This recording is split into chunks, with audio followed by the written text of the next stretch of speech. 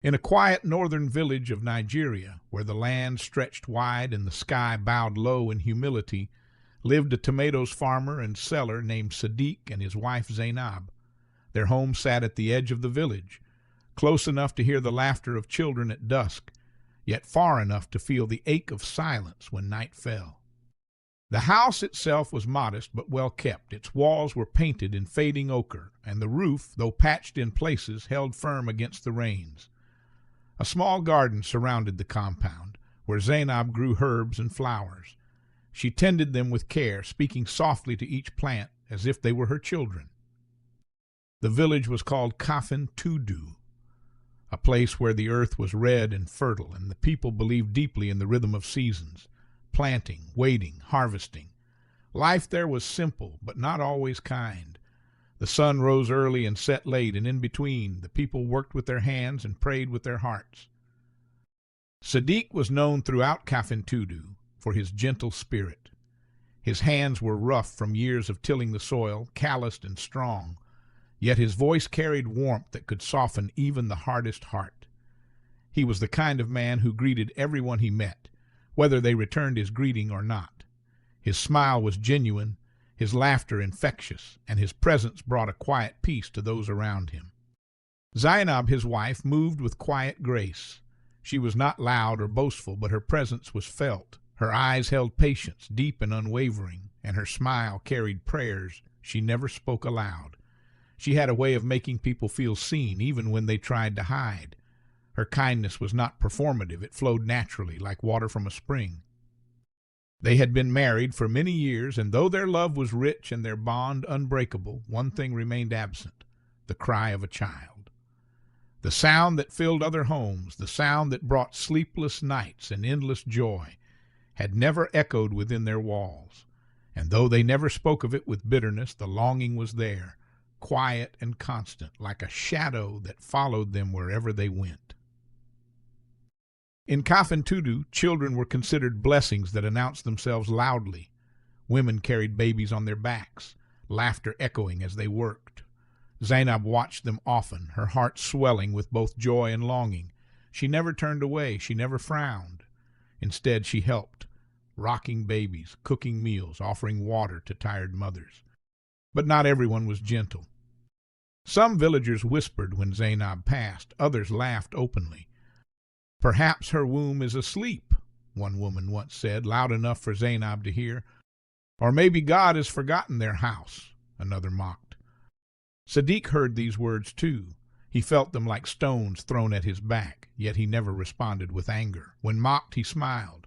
When insulted, he greeted them warmly. When laughed at, he offered help. "Why do you keep being kind?" Zainab once asked him softly as they sat under the moonlight. Sadiq looked at the stars and replied, "Because bitterness does not plant good seeds, and God sees what we sow." Zainab nodded, tears glistening in her eyes. She understood, and in that moment she chose to trust, not just in God's timing, but in the power of their faithfulness. Every morning just before dawn, Sadiq walked to his farm before going to the market to sell his produce. He spoke to the soil whenever he goes to his farmer as though it could hear him. "Grow well," he would say, "your time will come." Meanwhile, Zainab prayed quietly at home. She swept the compound with slow, deliberate strokes, each movement a meditation. She cooked meals with intention, adding not just spices but prayers into every pot. She sang hymns as she worked, her voice soft but steady, filling the empty rooms with hope. Her prayers were not loud or dramatic. She did not cry out or demand answers. Instead, she whispered her heart to God, trusting that he heard even the quietest plea. "God," she whispered one evening as she watched the sunset, painting the sky in shades of orange and gold, "I trust you. Even if my arms remain empty, let my heart never be. Let me never lose faith. Let me never stop believing in your goodness." Years passed. The rains came and went, each season bringing its own lessons. Crops grew and were harvested, the cycle repeating endlessly. Children were born and named, their cries filling the village with new life. And still Zainab waited. She waited with grace. She waited with hope. She waited with a faith that refused to be shaken, no matter how long the silence lasted. One dry season, a famine struck nearby villages. Many families struggled. But Sadiq and Zainab, though they had little, shared what they had. They fed strangers who knocked on their door. They welcomed travelers who had nowhere else to go. They gave without counting, without keeping track, without expecting anything in return. Their generosity was not born of abundance, but of faith, a belief that God would provide, even when the cupboards were nearly bare. One evening, as the sun dipped below the horizon and the sky turned a deep purple, an elderly woman arrived at their door. Her clothes were worn and tattered, her feet dusty and swollen from walking. Her face was lined with age and hardship, but her eyes held a quiet strength. "Please," she said, her voice weak but sincere, "I need water." Zainab did not hesitate. She rushed to bring her water, cool and refreshing, and then brought food, simple but nourishing. Sadiq offered her a place to rest, spreading a mat under the shade of a tree. The woman drank slowly, savoring every drop. She ate with gratitude, her hands trembling slightly. When she was finished, she looked at Sadiq and Zainab with eyes that seemed to see beyond the surface. "May the God who sees kindness reward you openly," she said, her voice suddenly strong and clear. "May he remember you in ways that will astonish you." Sadiq and Zainab smiled, humbled by her words.